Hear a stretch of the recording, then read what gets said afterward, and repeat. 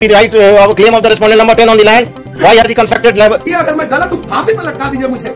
हमारा बस एकमात्र लक्ष्य था कि मनीष के सामने टिकेगा 5 मिनट। मनीष गुनहगार है, मनीष को माफ नहीं किया जा सकता। कुछ लोग है जो मनीष कश्यप के सपोर्ट में है, तो कुछ लोग ऐसा है कि मनीष कश्यप के सपोर्ट में नहीं है। अभी पुलिस थाना में भी कुछ पुलिस वाले हैं कि मनीष कश्यप के विरोध में है, तो कुछ पुलिस वाले मनीष कश्यप के सपोर्ट में है। पटना के कोर्ट में कुछ वकील ऐसा है कि मनीष कश्यप के विरोध में है, तो कुछ वकील मनीष कश्यप के सपोर्ट में है। जो वकील मनीष कश्यप के सपोर्ट में है वो सच्चा बिहारी है, और जो वकील मनीष कश्यप के विरोध में है बस वो पैसे कमाने के लिए है, देश से उसे कोई मतलब नहीं है। देखिए, मनीष कश्यप हमेशा बिहार के भलाई के बारे में सोचा है, हमेशा बिहार के आगाड़ी लेके जाने के बारे में सोचा है, मगर कुछ लोग अपना शासन चलाने के लिए मनीष कश्यप के दबाने की कोशिश किया गया है।